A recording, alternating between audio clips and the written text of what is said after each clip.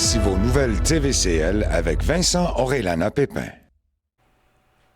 Mesdames et messieurs, bonjour. Ici Vincent Orellana-Pépin et bienvenue à votre bulletin de nouvelles TVCL pour la période du 24 au 30 octobre. La Ville de Saint-Sauveur et la Chambre de commerce et de tourisme de la Vallée de Saint-Sauveur ont annoncé leur programmation d'activités pour l'Halloween qui se déroulera, beau temps, mauvais temps, du 28 au 31 octobre. Petits et grands sont invités à participer aux différentes activités offertes lors de ces jours de festivités. Il y aura un atelier de peinture sur céramique pour adultes le vendredi 28 octobre à 18h30 au chalet Pauline Vanier. L'activité est réservée aux personnes de 18 ans et plus et l'inscription est requise, puisque les places sont limitées. Il y aura un atelier de peinture sur céramique en famille le samedi 29 octobre à 10h au chalet Pauline Vanier. L'inscription est requise, puisque les places sont également limitées. Il y aura des sentiers ensorcelés les samedis 29 octobre et dimanche 30 octobre de 11h à 17h dans les sentiers du parc John H. Molson. Les fervents d'Halloween de tous âges sont invités à découvrir le parcours ensorcelé et animé par une bande de sorciers. 2 niveaux de difficulté seront offerts pour satisfaire les jeunes familles et ceux qui sont plus aventureux. Le défi est de résoudre les différentes énigmes. Aucune inscription est requise. L'entrée est libre. Le parcours d'Halloween des Jardins aura lieu le lundi 31 octobre de 16h30 à 19h30 sur la rue principale, l'avenue de la Gare et au parc Georges Filion. Rendez-vous au cœur du village pour collecter des bonbons dans les différents commerces et kiosques. Pour assurer la sécurité des participants, certaines rues seront fermées à la circulation automobile et ce, dès 16h. Pour obtenir plus de renseignements à propos de cette programmation, communiquez avec la Chambre de commerce et de tourisme de la Vallée de Saint-Sauveur au 450-227-2564. La Ville de Saint-Sauveur invite les résidents intéressés par l'urbanisme, l'architecture, le patrimoine et l'aménagement à soumettre leur candidature pour un poste au sein du Comité consultatif d'urbanisme, aussi appelé un CCU. 3 postes vacants doivent être comblés en vue d'une implication devant débuter en janvier 2023. Le CCU joue un rôle actif dans la planification du territoire. Le principal mandat de ce comité est de fournir des recommandations au conseil municipal sur les sujets se rapportant à l'aménagement du territoire. Il étudie les demandes qui concernent notamment les dérogations mineures au règlement d'urbanisme, les plans d'implantation et d'intégration architecturale, les projets particuliers de construction, de modification ou d'occupation d'un immeuble, les demandes d'usage conditionnel et tout autre mandat que le conseil municipal pourrait lui confier. Ce comité est composé de 2 membres du conseil municipal ainsi que de 5 membres citoyens et il est assisté par la direction du service de l'urbanisme. Il siège à huis clos une fois par mois, généralement le dernier lundi du mois à 19h. Les rencontres sont généralement d'une durée de 2 à 3 heures. Le mandat des membres peut être renouvelé annuellement pour une période maximale de 5 ans. Les personnes intéressées doivent être résidents de la Ville de Saint-Sauveur, avoir une bonne connaissance du territoire de Saint-Sauveur, être dynamique, avoir un esprit ouvert et critique, faire preuve de jugement et d'analyse, détenir une expertise dans le domaine de l'urbanisme, du design, de l'environnement, de l'architecture du paysage, de la construction, de l'architecture ou du patrimoine. Toute personne intéressée est invitée à soumettre sa candidature au service de l'urbanisme en incluant son CV ainsi qu'une lettre d'intention décrivant son intérêt, sa motivation et ses compétences pour ce mandat. Les documents doivent être transmis à l'attention de Nicolas Meyer à l'adresse courriel nmeyer@vss.ca au plus tard le 11 novembre à midi. Les entrevues se dérouleront le mardi 29 novembre 2022. Les personnes choisies par le comité de sélection seront par la suite nommées par résolution du conseil municipal à la séance du 19 décembre 2022. Leur mandat au sein du CCU débutera en janvier 2023 et une formation préparatoire leur sera offerte au préalable. Pour obtenir plus de renseignements à propos de cet appel de candidature, veuillez communiquer avec le service de l'urbanisme de la Ville de Saint-Sauveur au 450-227-0000 au poste 2500. La ville de Sainte-Adèle désire rappeler à ses résidents que les heures d'ouverture de l'écocentre changeront à compter du 1er novembre, conformément à l'horaire hivernal qui a été préalablement établi. Du 1er novembre au 30 avril 2023, les heures d'ouverture seront les jeudis et vendredis de 10h à 16h, les samedis de 8h à 16h, les dimanches de 10h à 15h. L'écocentre sera fermé les lundis, mardis et mercredis. L'écocentre est un site mis à la disposition des citoyens de Sainte-Adèle pour le dépôt de diverses matières, réutilisables ou non, qui ne doivent pas être placées dans les bacs de la collecte à 3 voies. L'écocentre procède au tri de ces matières pour ensuite les acheminer vers la récupération, la revalorisation ou l'enfouissement selon leur type. Pour bénéficier des services de l'écocentre, vous devez présenter une preuve d'identité avec photo et une preuve de résidence. Les personnes intéressées peuvent obtenir plus d'informations sur les services offerts par l'écocentre en composant le 450-229-2921 au poste 8310 ou en se rendant directement sur place au 2815 rue Roland. À Sainte-Adèle, les jeunes et les moins jeunes sont conviés à la grande fête de l'Halloween qui aura lieu le lundi 31 octobre à la place des citoyens. De 16h à 19h, vêtus de leurs plus beaux costumes, les résidents pourront fêter l'Halloween lors d'une soirée qui promet divertissement, plaisir et frayeur. Pour les activités gratuites à la place des citoyens, aucune inscription n'est requise. Il y aura des créatures et des personnages mystérieux, des décors lugubres, des friandises, des jeux de kermesse, un parcours d'énigmes avec des départs aux 10 minutes à la salle parc, un film d'Halloween présenté au Cinéma Pine à 19h, un rallye de bonbons de la Chambre de commerce et de tourisme de Sainte-Adèle. Le départ se fera à la place des citoyens. La ville de Sainte-Adèle désire rappeler à tous les citoyens que le stationnement des véhicules routiers est interdit sur tous les chemins publics tous les jours de minuit à 7h du 1er novembre au 15 avril, inclusivement, et ce à chaque année, à l'exception de la période des fêtes du 23 décembre au 6 janvier inclusivement. Le stationnement est permis sur tous les chemins publics durant la relâche scolaire, tel qu'établi par la Commission scolaire des Laurentides, ce qui correspond pour l'année 2023 à la période allant du samedi 25 février au dimanche 5 mars à minuit. Le stationnement des véhicules routiers est interdit sur tous les stationnements municipaux tous les jours de 3h30 à 7h, à l'exception du stationnement municipal situé sur la rue Émile-Cochon, où le stationnement des véhicules routiers de nuit y est permis entre le 1er novembre et le 15 avril de chaque année pour une période n'excédant pas 24 heures. Toutefois, il est interdit d'y stationner des véhicules récréatifs. En vertu d'une entente entre la ville et l'église de Sainte-Adèle, il est également permis d'utiliser le stationnement de l'église pendant la nuit durant la saison hivernale.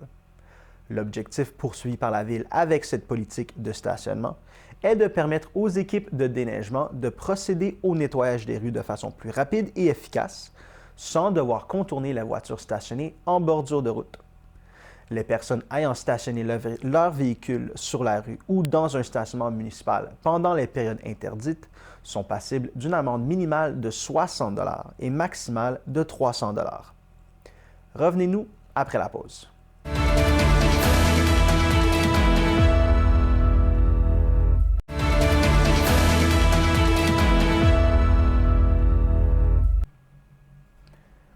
Afin d'améliorer l'expérience proposée au marché d'été de Mont-Tremblant et soutenir son essor, la Ville lance une démarche de consultation auprès des exposants et exposantes, des producteurs et productrices ainsi que de la clientèle.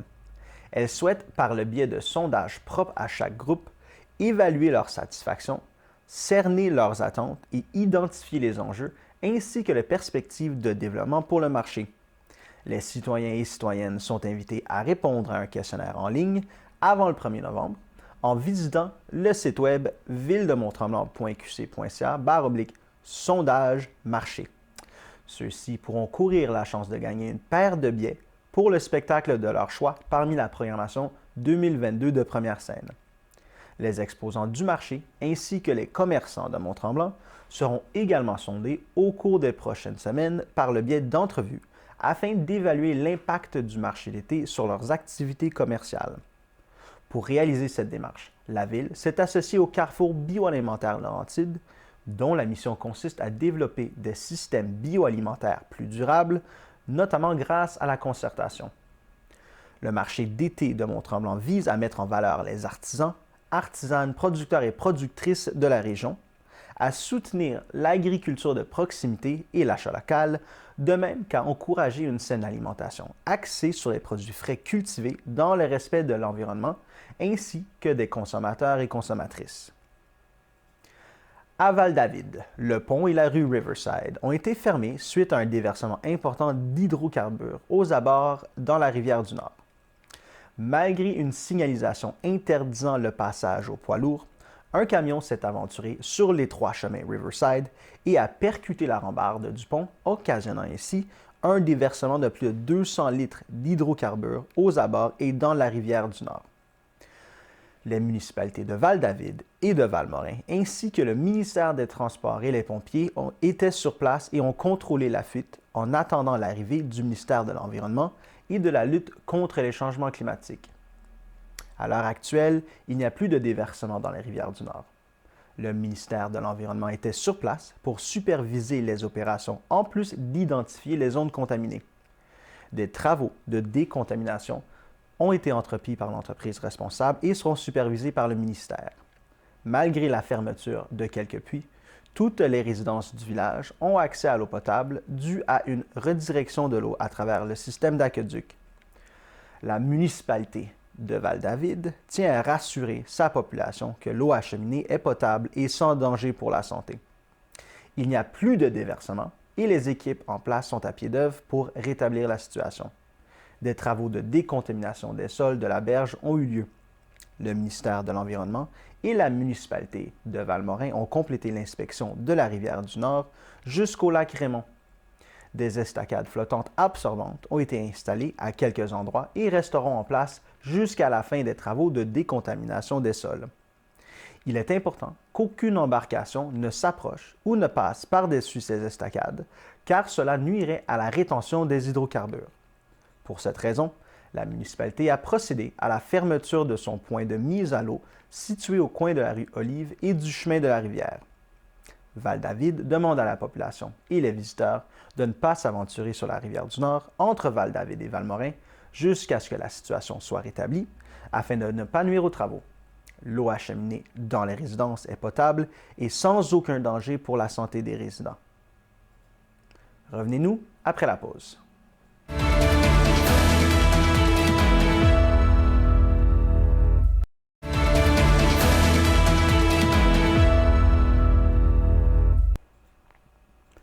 Le CI3S de Laurentides a lancé son plan régional en prévention du suicide. Ce plan a comme objectif d'harmoniser les pratiques au sein du CI3S et d'optimiser les arrimages entre le CI3S de Laurentides et les partenaires du territoire afin de réduire le nombre de tentatives et de décès par suicide dans les Laurentides. Le taux de suicide est plus élevé dans les Laurentides que dans l'ensemble de la province. Ce sont en moyenne 93 décès par suicide qui surviennent annuellement, ainsi qu'une moyenne de 20 hospitalisations par mois qui sont reliées à une tentative de suicide. Le plan régional en prévention du suicide est un projet qui rassemble et mobilise les acteurs en prévention du suicide des Laurentides. De nombreux professionnels du CI3S et plusieurs partenaires du territoire y participent activement. Il met de l'avant les bonnes pratiques et s'appuie sur la consultation d'experts en prévention du suicide. Il repose également sur l'implication de nombreux usagers partenaires ressources. Ces derniers sont formés et contribuent bénévolement à l'amélioration de l'expérience des usagers et à la qualité des soins et des services au sein du CI3S des Laurentides. Le plan régional se déploiera graduellement sur le territoire au cours des prochains mois. Ce plan est porteur d'espoir. Il permettra d'unir les forces pour faire plus, faire mieux et même faire autrement. Madame Rosemonde Landry, présidente directrice générale du CI3S de Laurentides, affirme que les personnes à risque de suicide, leurs proches et les personnes endeuillées par suicide doivent rester au cœur des priorités et cela doit se refléter dans chacune des actions du CI3S. Elle mentionne que le plan régional en prévention du suicide favorisera une harmonisation des pratiques et une collaboration encore plus efficace entre les acteurs du territoire. Elle ajoute que le CI3S offrira une meilleure réponse aux besoins des personnes à risque de suicide, à leurs proches et aux personnes endeuillées. Elle ajoute que le CI3S pourra ainsi réduire le nombre de tentatives et de décès par suicide dans les Laurentides. Pour consulter le plan régional ainsi que les différents outils sur le sujet, consultez la section Prévention du suicide du site web du CI3S des Laurentides. Le 7 octobre dernier, une vingtaine de familles de la MRC d'Antoine Labelle étaient présentes au parc des Canotiers de Mont-Laurier pour une journée de festivités initiée par le CI3S de Laurentides en collaboration avec Zone Emploi Antoine Labelle, la journée Semer l'avenir. L'objectif de cette journée était de permettre aux familles de la région de tisser des liens avec les différents partenaires de la communauté. Cette journée s'est déroulée dans une ambiance chaleureuse grâce à la contribution de divers organismes communautaires ainsi que de plusieurs commerçants de la MRC qui se sont mobilisés pour offrir repas, collations et boissons chaudes aux familles. Des jeux gonflables étaient aussi installés pour le plus grand plaisir des enfants. Les plus jeunes ont pu être émerveillés par la présence du service de sécurité incendie de la ville de Mont-Laurier et de la Sûreté du Québec. Ils ont également pu en apprendre davantage sur les saines habitudes de vie grâce à la présence de professionnels de la santé, dont une hygiéniste dentaire de la Direction de la santé publique du CI3S de Laurentides. Le CI3S souhaite remercier chacun des membres de la communauté de la MRC impliqués dans cet événement. Tous ont démontré une immense générosité qui bénéficie aux familles de la région. En vue de l'édition 2023 de l'appel à projet du Fonds Région et Ruralité, volet 2, la MRC des Laurentides souhaite porter à l'attention des intéressés que la date de lancement de l'appel à projet prévu en novembre arrive à grands pas. Elle incite les organismes, les municipalités et les entreprises privées et d'économie sociale souhaitant déposer une future demande à débuter dès maintenant la préparation de leur dossier. Le montant de l'enveloppe sera précisé lors du lancement de l'appel à projet prévu à la fin de novembre 2022, selon la disponibilité des fonds lors de l'adoption du budget de la MRC des Laurentides. La date limite pour le dépôt est prévue à la fin janvier 2023. Chaque année, le Conseil des maires de la MRC des Laurentides encourage des projets répondant aux priorités d'intervention et aux principes directeurs de la politique de soutien aux projets structurants pour améliorer les milieux de vie du territoire de la MRC des Laurentides. Les demandes d'aide financière pour des projets structurants doivent viser l'amélioration du niveau de vie de la population de la MRC des Laurentides par une contribution à la santé sociale, économique et environnementale de son territoire.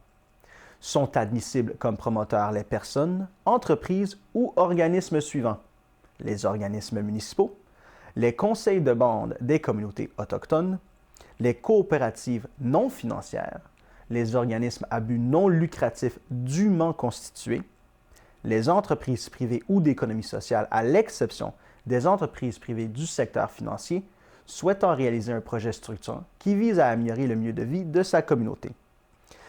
Les personnes souhaitant démarrer une entreprise, les promoteurs et promotrices admissibles au dépôt d'un projet structurant sont invités à consulter la politique de soutien aux projets structurants pour améliorer les milieux de vie du territoire de la MRC des Laurentides afin d'en savoir plus sur les priorités d'intervention et les modalités du dépôt d'une demande sur le site web de la MRC.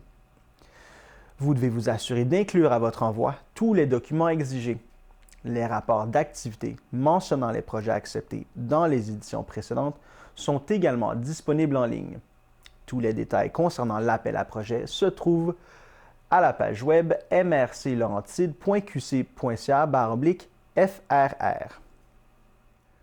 Le 11 octobre dernier, le Conseil de la MRC des Pays d'en Haut a adopté 2 résolutions en lien avec la démolition de l'ancien centre commercial et culturel du domaine de l'Estérel. Dans la première résolution, Le Conseil demande dans un premier temps à la Société Olymbec, propriétaire du site de l'ancien centre commercial et culturel de Domaine L'Estérel, qu'elle procède à la reconstruction patrimoniale du bâtiment, détruit illégalement alors que l'immeuble était classé. Il demande dans un deuxième temps au ministère de la Culture et des Communications qu'il prenne les moyens nécessaires pour assurer la reconstruction patrimoniale de l'immeuble. Dans une seconde résolution, le Conseil signifie au gouvernement le maintien de la candidature de l'ancien centre commercial et culturel du domaine de l'Estérel comme espace bleu de la région des Laurentides. En conséquence, le Conseil mandate le préfet de la MRC, M. André Genet, pour faire les représentations politiques à ces deux sujets. M. Genet se réjouit de voir l'appui unanime du Conseil de la MRC pour demander à Olymbec et au ministère de la Culture et des Communications que la reconstruction patrimoniale du bâtiment soit respectée. Il affirme que cela confirme la valeur historique et significative du lieu pour la région et que sa reconstruction permettra de renforcer la position d'y établir l'espace bleu des Laurentides, un projet structurant non seulement pour les citoyens de Sainte-Marguerite du Lac-Masson, de l'Estérel, de la MRC, mais aussi pour la région et pour le Québec au grand complet. M. Frank Pappas, maire de l'Estérel, en appelle à la responsabilité sociale et morale du propriétaire du site et de respecter son engagement à la suite de la destruction irréversible le 13 mai dernier de l'immeuble patrimonial classé par le gouvernement du Québec en 2014 en vertu de la loi sur le patrimoine culturel. M. Pappas rappelle que plusieurs citoyens des villes d'Estérel et de Sainte-Marguerite du Lac-Masson ainsi que de la MRC ont réclamé la reconstruction patrimoniale du bâtiment lors d'une journée de réflexion tenue le 17 septembre dernier et qui avait rassemblé une centaine de personnes. Le maire de Sainte-Marguerite du Lac-Masson, M. Gilles Boucher, bien au fait du dossier, tient à la reconstruction patrimoniale de l'immeuble afin de bénéficier du programme Espace Bleu. Il déclare que l'ancien centre commercial et culturel du domaine de l'Estérel avait une valeur patrimoniale et historique unique qui entrait en droite ligne avec ce programme, lequel prévoit la possibilité d'ériger une construction neuve si son apport au site et à l'identité culturelle d'un endroit et d'une communauté est important et si sa conception architecturale contribue à révéler la valeur historique ou significative du lieu dans un esprit de continuité avec les bâtiments environnants. M. Boucher réitère son appel aux promoteurs pour respecter cet engagement et au gouvernement du Québec de faire de ce lieu l'espace bleu des Laurentides. M. Genet annonce sa ferme intention de solliciter toute l'attention de la députée nouvellement élue dans Bertrand, Mme France-Hélène Duranceau, et attend impatiemment la nomination d'un nouveau ou d'une nouvelle ministre de la Culture. La MRC des Pays-de-Haut a produit un documentaire réalisé par Joseph Hillel sur l'ancien centre commercial et culturel du domaine de l'Estérel dans le cadre de sa candidature pour accueillir l'espace bleu des Laurentides. Revenez-nous après la pause.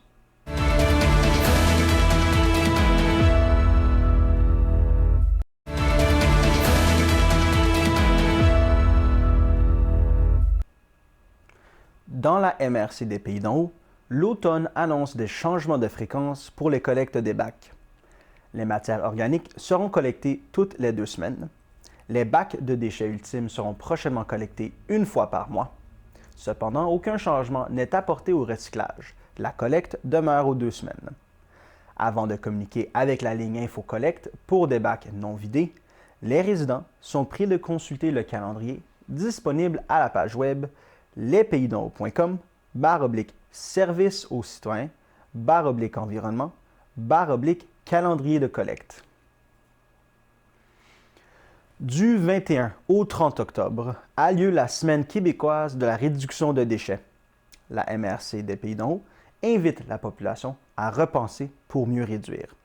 Cette année, durant la Semaine québécoise de réduction des déchets, il est proposé de prendre un moment collectivement pour repenser notre façon de consommer.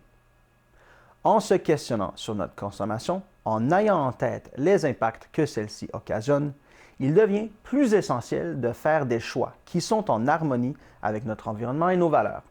Prenons le temps de repenser à nos façons de faire pour mieux réduire à la source. Chaque journée thématique sera dévoilée un jour à la fois. Pour en apprendre davantage, consultez la page web sqrd.org.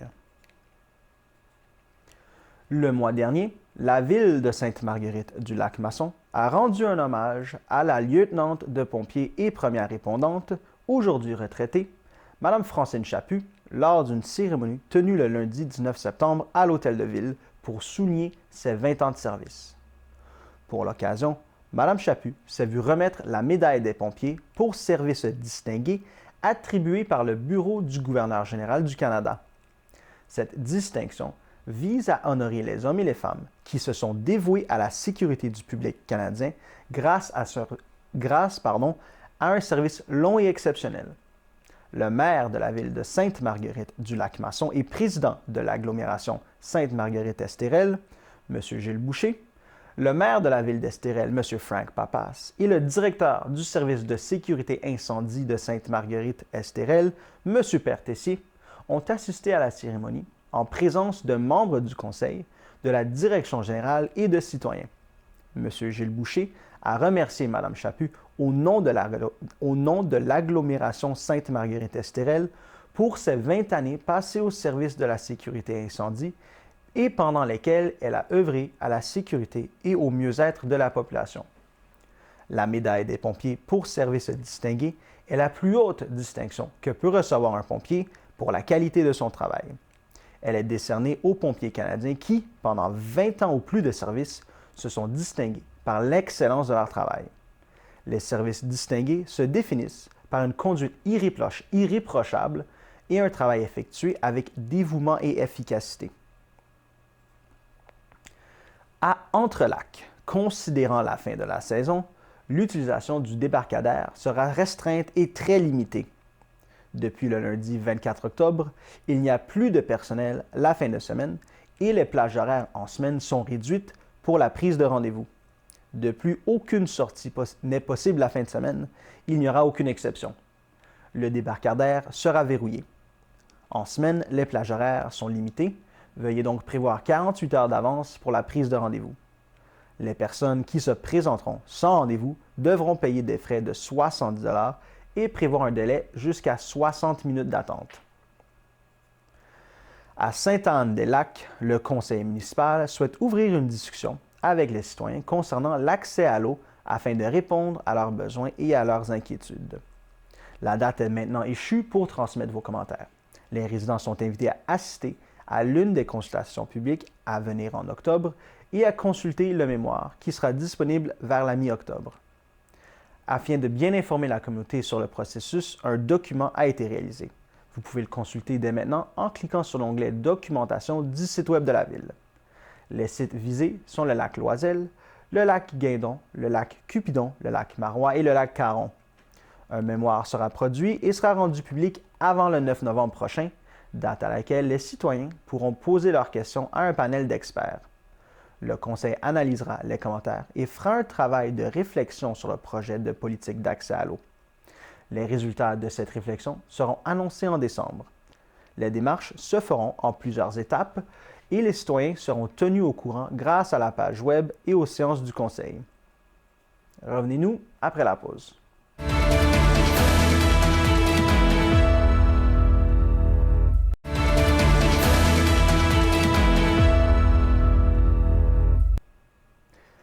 À Piémont, un appel de candidature pour 3 postes membres citoyens est en cours et se terminera officiellement le vendredi 4 novembre 2022.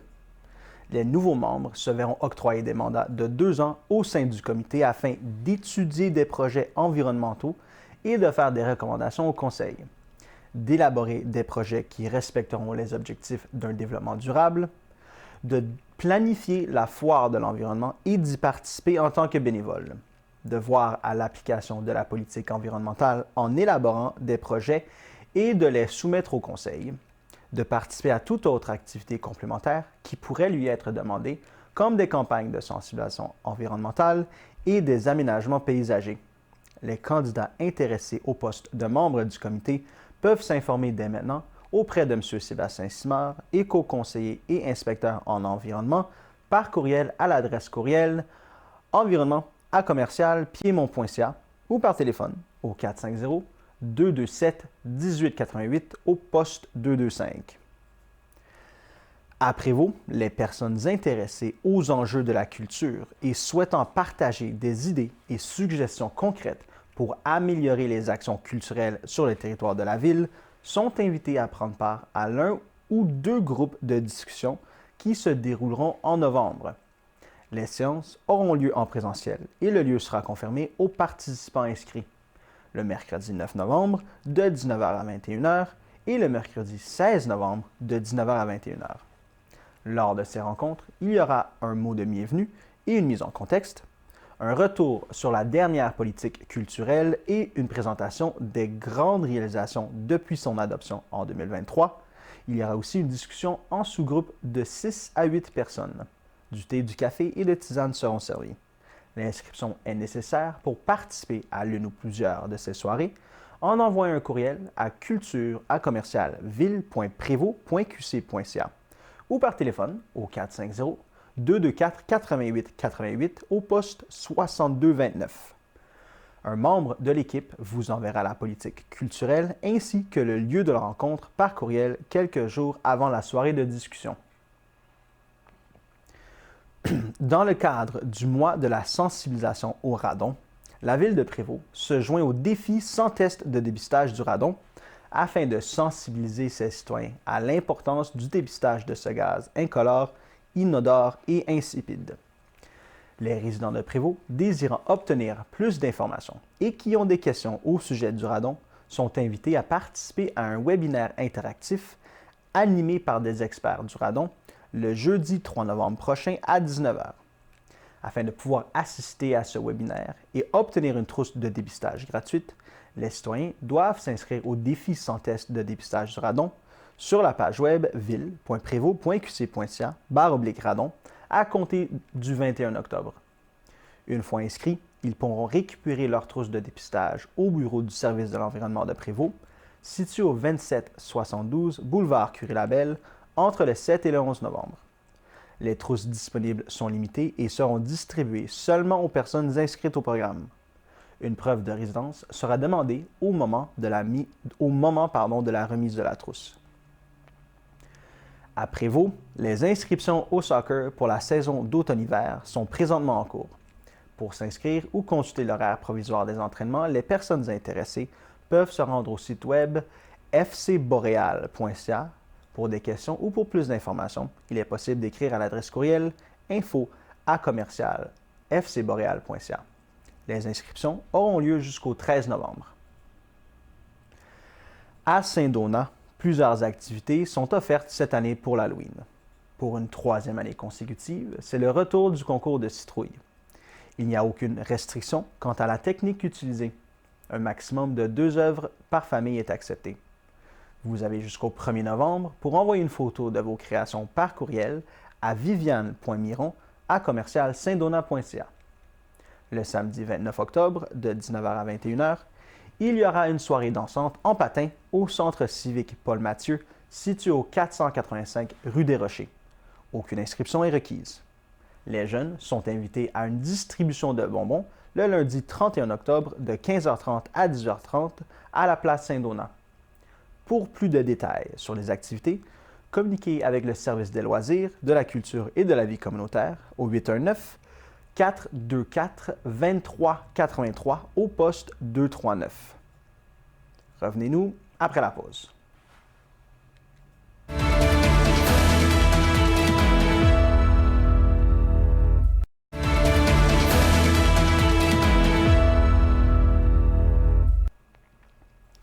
Le comité jeunesse de la MRC d'Antoine Labelle lance son appel de candidature pour réaliser les nouveaux mandats des 11 sièges en élection. Cette année, les sièges en élection sont ceux des municipalités de Fermeneuve, Lamacasa, Lac-Saguet, Lac-Saint-Paul, Lac-du-Cerf, l'Ascension, Notre-Dame-du-Lot, Saint-Aimé-du-Lac-des-Îles. Cet appel de candidature est également l'occasion de combler un siège actuellement vacant pour la municipalité de Chute-Saint-Philippe, ainsi que les sièges des municipalités de Mont-Saint-Michel et Sainte-Anne-du-Lac, actuellement occupés par intérim.